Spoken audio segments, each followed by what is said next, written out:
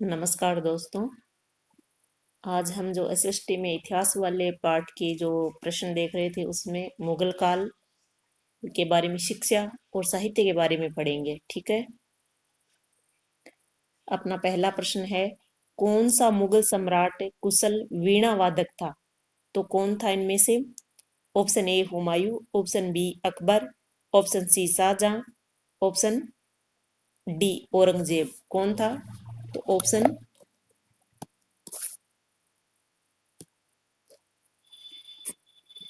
अपना हो जाएगा इसमें डी औरंगजेब।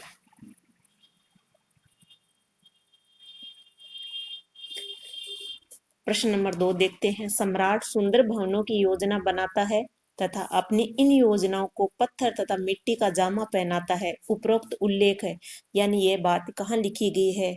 आलमगीरनामा में है, शाहजहांनामा में है, अकबरनामा में है, या तबकता ए अकबरी में है? तो ये कहाँ लिखी हुई है? ये लिखी हुई है अकबर नामा में। ऑप्शन सी अपना राइट हो जाएगा। प्रश्न नंबर 3 देखते हैं। अकबरकालीन सर्वश्रेष्ठ गायक था, तो गायक बताना आपको कौन था? बाबा रामदास, मेघ, दीपक मंडल या तानसेन? तो इसमें क्या हो जाएगा? ऑप्शन अपना डी हो जाएगा। कौन था? तानसेन। प्रश्न नंबर 4, सफीनात उल ओलिया का लेखक कौन है? यानी ये जो पुस्तक है सफीनात उल ओलिया का लेखक बताना है। तो ऑप्शन ए है शेख अहमद सरहिंदी, ऑप्शन बी है मोहसिन पानी, ऑप्शन सी है जहांदर शाह, ऑप्शन डी है दारा सिकोए। तो सफीनात उल ओलिया के लेखक कौन है? दारा सिकोए। ऑप्शन डी अपना राइट हो जाएगा इसमें। ठीक है। प्रश्न नंबर 5 देखते हैं। पेट्रा ड्यूरा शब्द किसकी ओर निर्देश करता है?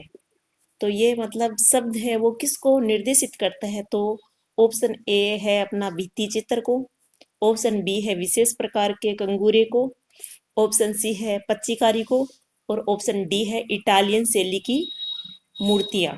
तो अपना इसमें क्या होगा राइट आंसर? सी ऑप्शन हो जाएगा, यानी पच्चीकारी को ये निर्देशित करता है। प्रश्न नंबर 6 देखते हैं। तानसेन के गुरु थे, तो तानसेन के गुरु कौन थे वो बताना आपको। ऑप्शन है एक है लाल कुलवंत, बी ऑप्शन है स्वामी हरिदास, ऑप्शन सी है मियालाल, ऑप्शन डी है मोहम्मद गोस। तो कौन थे इनमें? तानसेन के गुरु स्वामी हरिदास जो वृंदावन के थे। तो अपना ऑप्शन बी इसमें राइट हो जाएगा, स्वामी हरिदास। अब देखते हैं आगे प्रश्न नंबर 7। प्रश्न 7 क्या है? मुगल कालीन चित्रकला के संबंध में निम्न वक्तव्यों में से कौन सा सही नहीं है वो बताना है। ठीक है। ये 2-3 ऑप्शन मैंने यहाँ दे रखे, इनमें से सही कौन सा नहीं है वो बताना आपको। ठीक है। मुगल चित्रकला सदैव विदेशी प्रभाव में थी। मुगल चित्रकला भारतीय कला के एक महत्वपूर्ण चरण का प्रतिनिधित्व करती है। या ऑप्शन सी जहांगीर ने मुगल चित्रकला को प्रोत्साहित करने में रुचि दिखाई।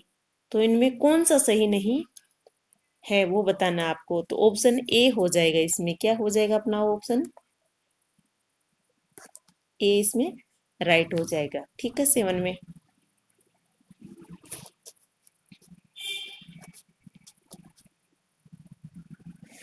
अब देखते हैं आगे प्रश्न 8।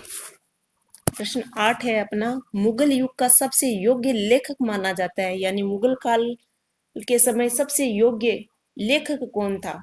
तो अपना ऑप्शन है ए अब्दुल कादिर बदायूनी, अब बी ऑप्शन है अब्दुल फजल, सी ऑप्शन है खापी खां, और डी ऑप्शन है फौजी। तो अपना ऑप्शन इसमें क्या हो जाएगा? अबुल फजल हो जाएगा इसमें। क्या होगा अपना ऑप्शन इसमें? अबुल फजल बी होगा। प्रश्न नंबर 9 देखते हैं। अपनी आत्मकथा में बाबर ने निम्नलिखित में से किसका विवरण बहुत कम दिया है? यानी जो अपनी आत्मकथा थी ना बाबर की, तो उसमें सबसे बहुत कम विवरण किसका मिलता है? युद्ध के बारे में मिलता है, या फिर सामाजिक जीवन और लोगों का रहन सहन के बारे में, ऑप्शन सी है प्राकृतिक विवरण यानी प्रकृति का वर्णन, और ऑप्शन डी है भारत की राजनीतिक स्थिति। यानी इन तीनों के बारे में तो दिया है, युद्ध के बारे में उसने बहुत कम दिया है। इसमें ऑप्शन अपना ए राइट हो जाएगा। इसमें युद्ध के बारे में बहुत कम विवरण मिलता है अपने को। प्रश्न नंबर 10 देखते हैं, ताजमहल का शिल्पकार कहाँ का निवासी था? यानी जो जिसने ताजमहल बनाया था वो कहाँ का निवासी था? ऑप्शन ए है मिस्र का, ऑप्शन बी है टर्की का, ऑप्शन सी है इटली का, ऑप्शन डी है फ्रांस का। तो अपना ऑप्शन क्या होगा? बी ऑप्शन इसमें राइट हो जाएगा, टर्की। ठीक है। अब प्रश्न देखते हैं 11। प्रश्न 11 क्या है? ख्वाजा मीर के हुमायूं नामा में अहल ए मुराद की चर्चा कुछ लोगों के समूह के रूप में है, वे निम्न कौन है? यानी जो ख्वाजा मीर का हुमायूं नामा है, कानून ए हुमायूनी है वैसे तो इसको हुमायूं नामा भी कहा जाता है। और इसमें ऐसे 3 भाग दिए हुए। तो अहल ए मुराद है, तो उनमें किन की बात होती है, उनमें कौन कौन से आते हैं? तो ए ऑप्शन है ज्ञानी और साहित्यकार, बी ऑप्शन है राज परिवार एवं अमीर वर्ग, सी ऑप्शन है संगीतकार नर्तक और नृत्यांगनाएं, और डी ऑप्शन है शिल्पी महाजन कृषक। ठीक है। इनमें से अहल ए मुराद इस भाग में किसका वर्णन किया गया है? तो अपना ऑप्शन सी राइट हो जाएगा, संगीतकार, नाटककार, नर्तक और नृत्यांगनाएं इसमें हो जाएगा। अहल ए सादत इसमें तो ज्ञानी और साहित्यकार है, और राज परिवार और अमीर वर्ग का इसमें अहल ए दौलत में वर्णन मिलता है। तो अहल ए मुराद में किसका मिलता है? संगीतकार, नर्तक और नृत्यांगनाएं। सी ऑप्शन अपना इसमें राइट हो जाएगा। प्रश्न 12 देखते हैं, आगरा तथा फतेहपुर सीकरी दोनों लंदन से बड़े हैं, यह वर्णन है। मतलब जो आगरा और फतेहपुर सीकरी है ये लंदन से बड़े बताए हैं किन्होंने? रोल्फ फिच का। ये वर्णन किसका है? रोल्फ फिच का है। तो अपना ऑप्शन ए इसमें राइट हो जाएगा।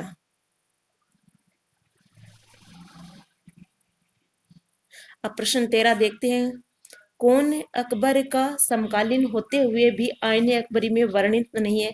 यानी अकबर के समय थे वो, और अकबर नाम आईने अकबरी में उनका वर्णन नहीं मिलता है। तो कौन थे वो? तानसेन थे, सूरदास थे, रामदास थे या तुलसीदास थे? तो अपना ऑप्शन इसमें क्या हो जाएगा? इसमें अपना ऑप्शन हो जाएगा डी, तुलसीदास, क्योंकि आईने अकबरी में तुलसीदास का वर्णन नहीं मिलता है।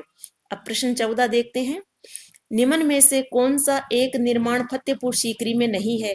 यानी ये जो 4 ऑप्शन दिए हुए हैं इनमें से एक ऐसा कौन सा भाग है जो फतेहपुर सीकरी में नहीं है?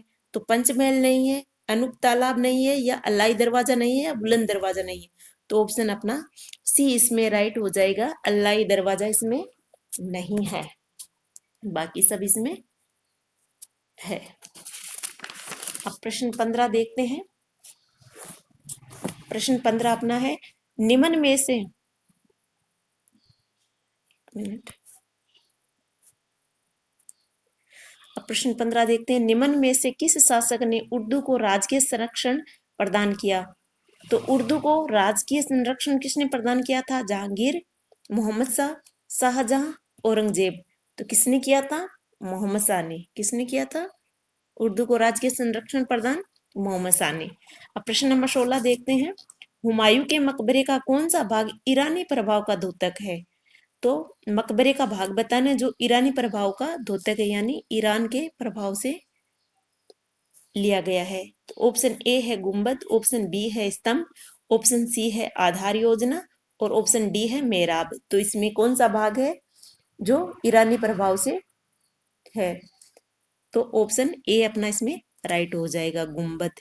प्रश्न नंबर 17 देखते हैं, शाहजहां ने अपनी किस इमारत पर उत्कीर्ण करवाया था? अगर इस जमीन पर कहीं स्वर्गीय आनंद की जगह है तो वह यही है। तो ये कहाँ लिखा हुआ था?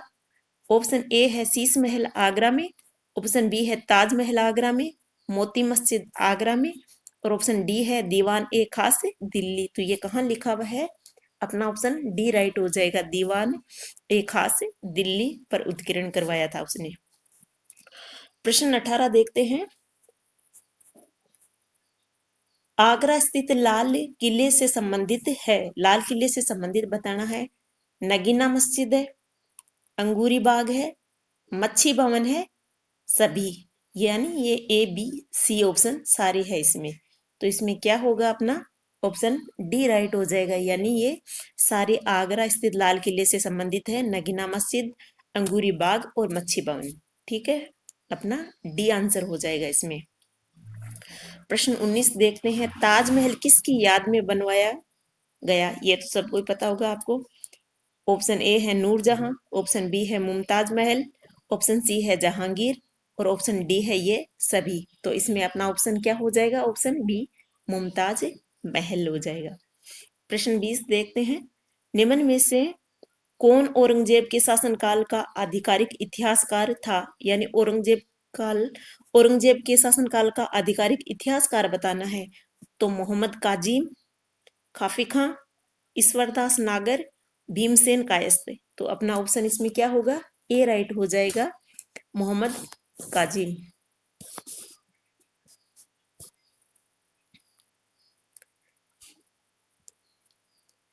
अब प्रश्न देखते हैं 21।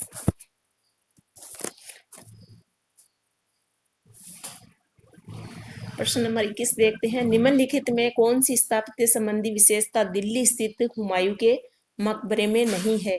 यानी हुमायूं के मकबरे से संबंधित अपने को विशेषताएं यहाँ दी गई है, उनमें से वह हुमायूं के मकबरे में इनमें से कौन सी विशेषता नहीं है वो आपको बताना है।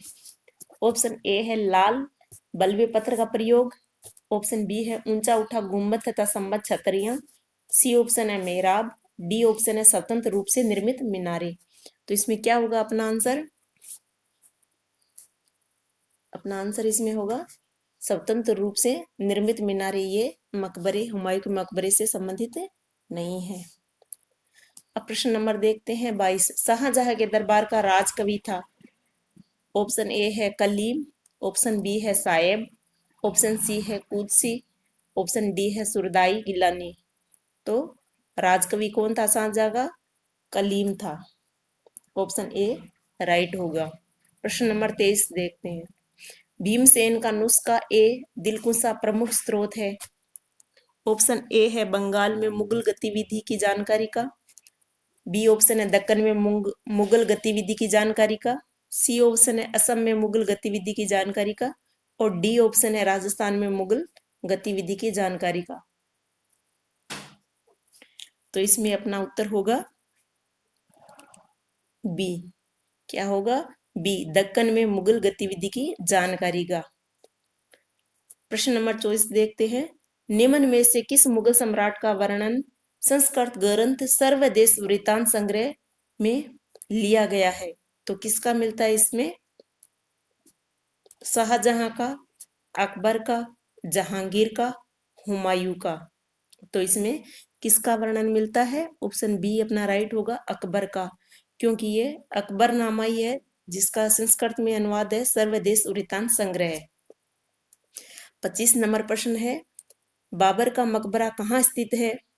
तो कहाँ है? ऑप्शन ए है अपना दिल्ली, ऑप्शन बी है काबुल, ऑप्शन सी है अयोध्या, ऑप्शन डी है लाहौर। तो कहाँ है बाबर का मकबरा? बाबर का मकबरा है काबुल, ऑप्शन बी राइट होगा। अब प्रश्न नंबर देखते हैं अपन 26।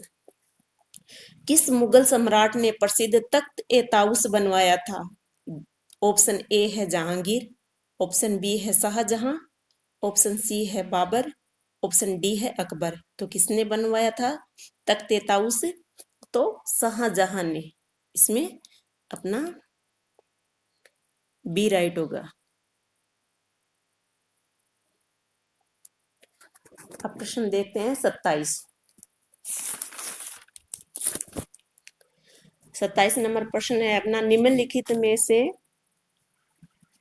किसने औरंगजेब के शासनकाल में व्यंग्य काव्य की रचना की थी? यानी तीखा, जिसमें स्पष्ट और तीखी बातें लिखी हो उसे बोलते हैं व्यंग्य काव्य। तो ऑप्शन ए है सौदा, ऑप्शन बी है गन्नी कश्मीरी, ऑप्शन सी है मुल्ला दाऊद, ऑप्शन डी है जाफर जतली, जिसे नेमत खान भी नेमत खान का भी मतलब इसमें नाम आता है, जिन्होंने व्यंग्य काव्य लिखे थे। तो अपना ऑप्शन इसमें क्या होगा? ऑप्शन डी इसमें राइट होगा, जाफर जतली होगा, जिसने उर्दू में लिखी थी व्यंग्य काव्य, और नेमत खान ने फारसी में लिखा था। तो दोनों का नाम आता है, पर यहाँ आपने जाफर जतली का नाम दिया हुआ है, जो उर्दू में व्यंग्य काव्य किया था औरंगजेब के शासनकाल में। और प्रश्न नंबर देखते हैं 28। निम्नलिखित समकालीन स्रोतों में से कौन सा एक खगोल शास्त्र व ज्योतिष शास्त्र के प्रति हुमायूं के अनुराग का चित्रण करता है? यानी कौन सा वो स्रोत यानी लेख ग्रंथ है जिसमें हुमायूं को ये दिखाया गया है कि उसकी खगोल शास्त्र और ज्योतिष शास्त्र के प्रति रुचि थी? तो ऑप्शन ए है कानून ए हुमायूनी, ऑप्शन बी है ताज किरात उल बकियात, ऑप्शन सी है तुजुक ए बाबरी, और ऑप्शन डी है तारिक ए रसीदी। तो कौन दिखाता है इसमें? इसमें अपना ऑप्शन होगा कानून ए हुमायूनी। ए ऑप्शन इसमें राइट होगा।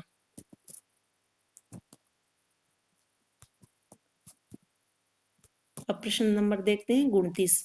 विख्यात पुस्तक हमजानामा जो अकबर के आदेशानुसार अभूतपूर्व रूप से बड़े पटल पर चित्रित की गई थी, मूल रूप से किस भाषा में लिखी गई है? जो हमजानामा है वो अकबर के आदेश के अनुसार लिखी गई थी, और ये बताना है कि ये किस भाषा में लिखी गई थी। तो तगताई तुर्की में, अरबी में, ऑटोमन तुर्की में, या फारसी में? तो ये किस में लिखी गई थी? फारसी में लिखी गई थी। अब प्रश्न नंबर अपना 30 देखते हैं। मुगल एल्बम के लिए शाह अब्बास की सभी हैं तैयार करने के लिए निम्नलिखित में से किसे जहांगीर ने फारस से भेजा था? तो किससे भेजा था? बिशनदास को भेजा था, या विचित्र को भेजा था, या मंसूर को भेजा था, या बसावन को भेजा था? तो किसको भेजा था? ऑप्शन ए राइट होगा, बिशनदास को भेजा था 1613 ईस्वी। जो वो कौन था? जहांगीर का प्रसिद्ध दरबारी चित्रकार था बिशनदास। थैंक यू, धन्यवाद।